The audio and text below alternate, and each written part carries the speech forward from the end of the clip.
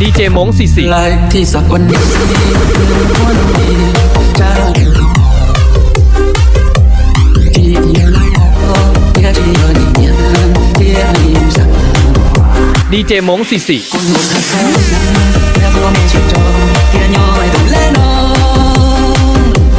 นึกกูว่าที่มันนึกกูว่าที่ไปที่ไปชิงวยนึกกะชิมัวตาที่เมื่อก็ยอมปวดมองกูเลยน้อง ดีเจมง44